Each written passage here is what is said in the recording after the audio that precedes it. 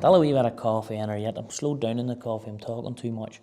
I know that's normal enough for me, but we're starting to get through the Grassmen collection of DVDs now, and this series is going well. We're just trying to explain to everybody what was in the cogs of the machine, of the decisions, or what the thinking behind the most of our products was. And this brings me on to, without a shadow of a doubt, the riskiest, boldest chapter in recent Grassmen history, and it was the next two DVDs. Now I'm going to keep them separated in their own right, but they're really part of a bigger picture.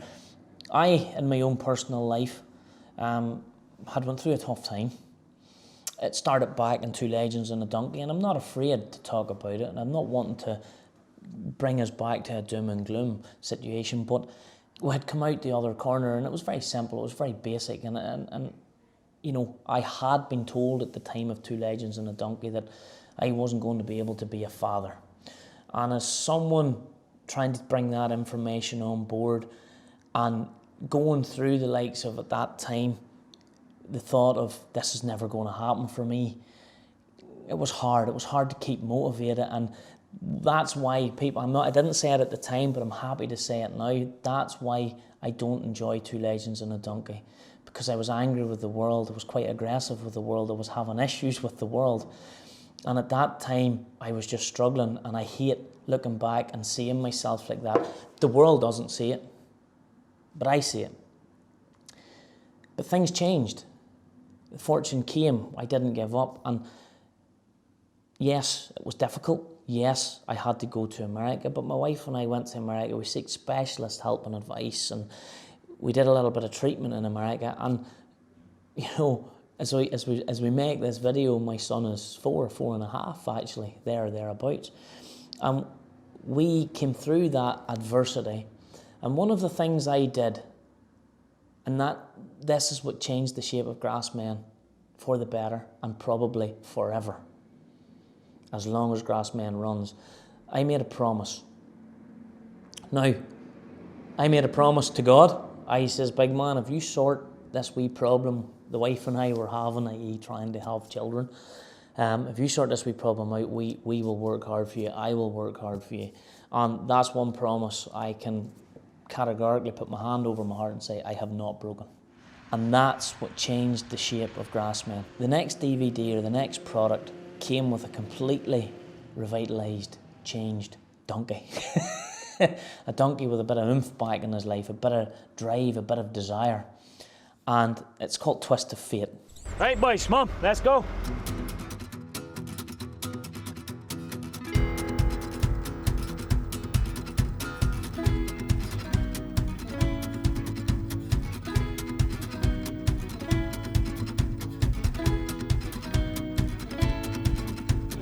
The 110, 90. Oh, yeah, girl, yeah.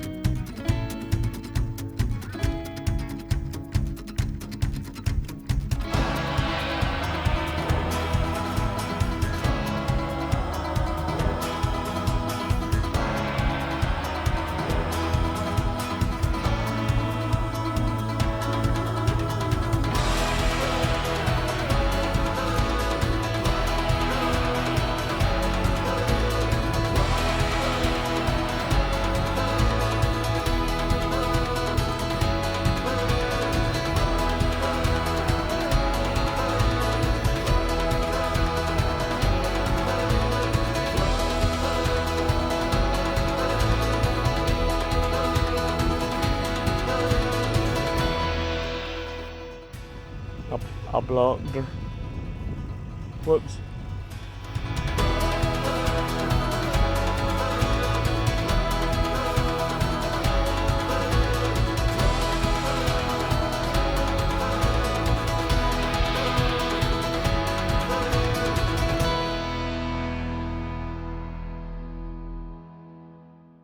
as the Grassmen team was growing, bearing in mind we now had our general manager, we now had new editors, we now had shipping departments with pop-up Christmas shops, we had trailers created, we had lorries, we had all mannerisms of thing going on in the background with the business.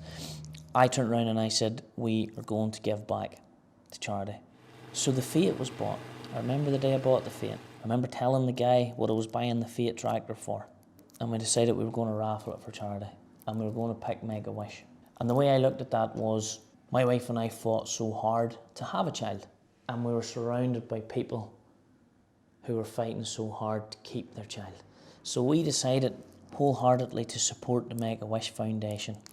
And all I'm going to say is this DVD, Twist of Fiat for me, is right up there with something that's just the meaning behind it. And there's different reasons for this now, so bear with me. We had Kirsty back on board at this time. She came to drive the Fiat and work with the Fiat. The Fiat gave us loads of mechanical issues, but Kirsty, we did our best. We made it happen, and she was delighted to be involved and involved in this project. We started getting older tractors out and involved. It was really cool, really enjoyable. Armstrong Machinery, who we had since met, Charles, supplied us with a 245. The same people, Frank Ward from, at that time, Kinskildy, which is now part of the New Holland group as well, because New Holland, as we know, has bought it. It's now New Holland Implements, supplied us with this latest and greatest 1260 JF. We had the old Pottinger Mach 6, which came supplied from our friend at McElderry's, Kevin, which we ultimately ended up buying it. He had a good move then, and we had fun. So what we decided to do was to bring a mix of what we did best, what we enjoyed the most from all our other DVDs. So yes, it was about the journey of the Fiat, but we wanted to include people that we just loved and we liked, and we wanted to include variety. So we had a bit of fun around our own Grassman HQ, putting the silage in with the old tractors. We had our first ever full team of girls carting the silage away, like the GRASSWOMAN were taking over.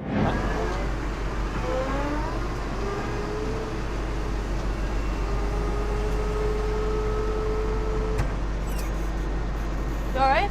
Aye, window. Yeah.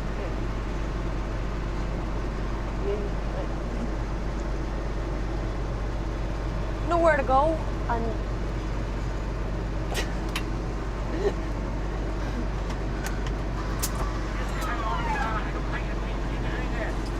oh, aye. She's trying to tell me, and I'm going, what? That DVD started a great relationship between Grassmen and Farmhand with the importers for Crone in Ireland, with the 10-foot mower and the rake. And I think at that stage people were starting to really come to what we were trying to achieve. Eddie Gamble, just beside my house. At the heels of the hunt, one of the main reasons I wanted to catch up with you, friendship and all aside, and I think it's great to see the progression of your sons and Robert and Andrew and coming into the business and pushing on, and you know, Andrew going away off and experiencing a different life, and Robert's been to New Zealand and he spent a year out there driving. So that all aside, contracting is your only business, and you hear so many stories of all these guys and they've money behind them and they've all the rest of it. That's not you, Eddie. No, I can assure you, we have no money behind us. And you've spent your whole life now and you've built up this contracting business and you've got into your new machinery, and you can't just go out and buy what you like the look of. It's not like that for you. Definitely not. It's not a get-rich-quick job, but you put yourself through the torture, so you know, equally you must be able to make it work somehow. It is very tight going, and you have to run a tight ship and try to do as much maintenance and repairs yourself as possible. But no matter what you do, you're never going to be a millionaire contracting. I just loved it. I just wanted to have something dated with where I lived at that point in my life, where my son could see it actually happening. And whilst we don't involve my son in the business, we make a conscious decision that that's his choice when the time is right for him, whether he wants to be involved or not. there was a lot of behind the scenes where I had him out watching it all happening, and he had his own involvement in a GRASSMEN DVD without being in the DVD. And you have no idea at that stage what that means to me. And then Ryan Dock. Ryan Dock was literally involved in the first DVD, but you didn't see him because he had a Massey there carting, and we didn't allow that in the DVD pretty much, but he was there. So Ryan and I have been friends for a lifetime, and he had stepped out and had started his own business. And you can see this is the revitalised Grassman coming through. This is the, Ryan was young, you can do it, you can do it. Folks, we get it tight, we all get it tight, but you can go out there and you can have a bit of fun. I was lucky enough that I've got to be where I am today. Mainly 7, 8 years ago, if I told you I'd be sailing around the field in a fin and a year-old fusion on it, I would have laughed at you and said, oh, would you wise up? But maybe you won the lottery.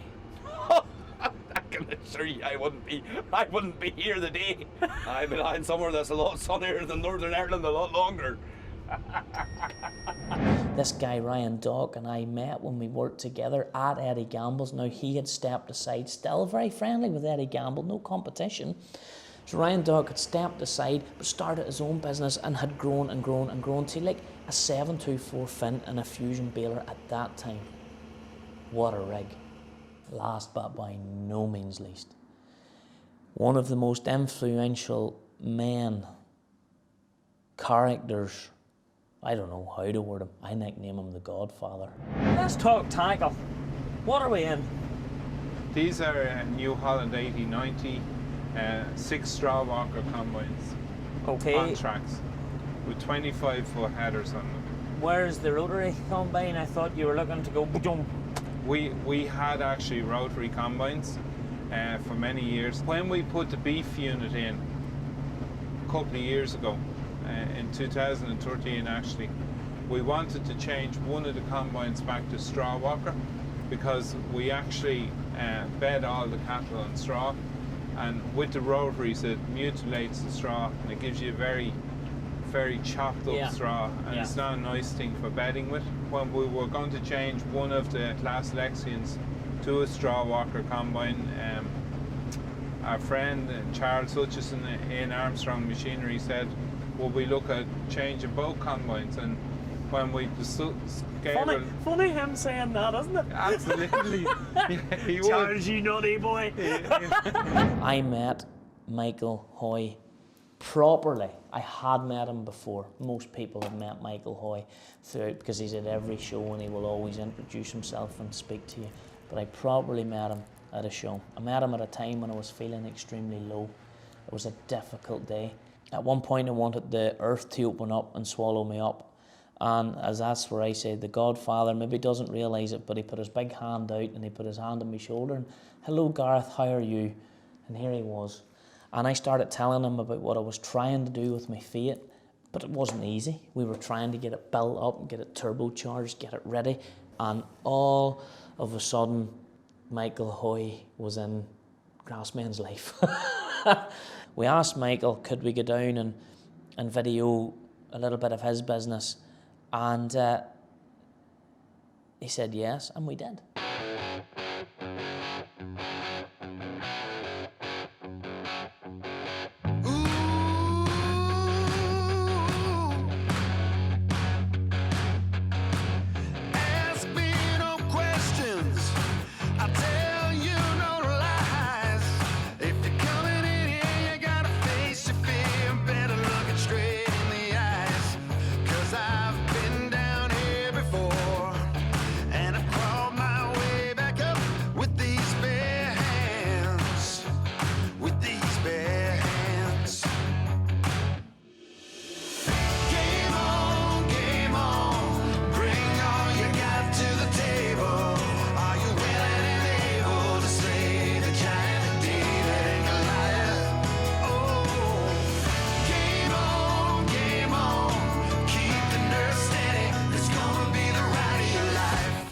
We started speaking to people. I was getting introduced to people I didn't know existed, and people that I managed to go from there and build a real solid, fantastic relationships with. Armstrongs were one of them. I mean, Charles and James, we've had a great relationship with over the years, but in particular Charles, because we just he's the guy who gets the hands on the machines and likes to do the work. This is a bit of a privilege to be asked to do this, to be honest with you. This is the main part, folks. Yes. Is the turbo. It is a Garrett turbo. Can I hold it? Yeah, go on, hold it. It's nice, isn't it? It's an object of beauty. How did we ever survive without these? This is what gives every young fella, and some young girls. Go on, word this I don't properly. really know about it. I'm not really sure how I can finish No, this one off. there's no safe way of finishing that sentence. But you all know what I mean. Oh, I know what you mean. This is what it's all about. That's what it's about. Awesome. I shall hand that back to you, my friend. In behind it all was Michael, making it all happen for this little firm in Ballymena who wanted to see the thing do well. And what a life, what a journey that man has, and he's been an absolute inspiration for us in this business. And you know, 2016, I've wrote this in the very back of it, and I think it sums up without being prompted. 2016, the year Grassmen came to life. Oh boy, we had a new energy about us. And we took our little Fiat and all the way to the National Ploughing Championships where we raffled it off. I never seen as many people at one stand in my life.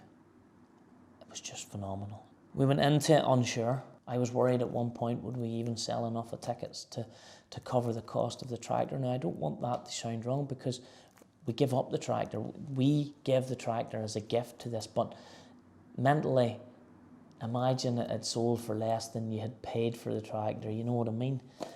No, we didn't have to worry about that. I think 150,000 euros later, we had raffled this tractor for Make-A-Wish. Blew my mind. And it was one of the most successful things we have ever done. So that's Twist of Fate. That was the new Grassmen in my eyes. That was the new business. That was the new future.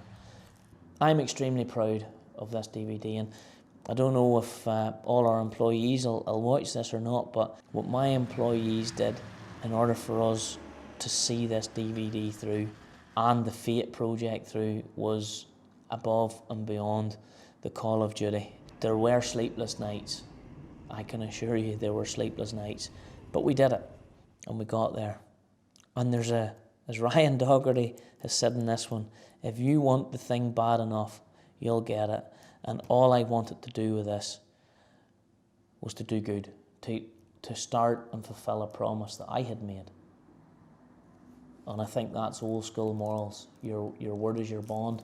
And if you make a promise to someone, you have to try your best and keep that promise. So that's Twist of Fate. Quite a cool name as well. I did not come up with a name for that one. I don't know who did.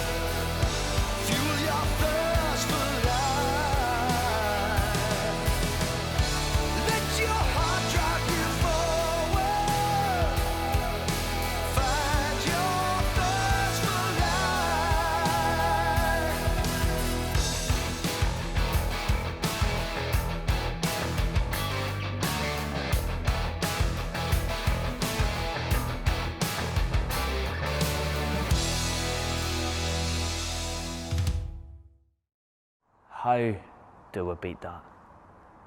Huh?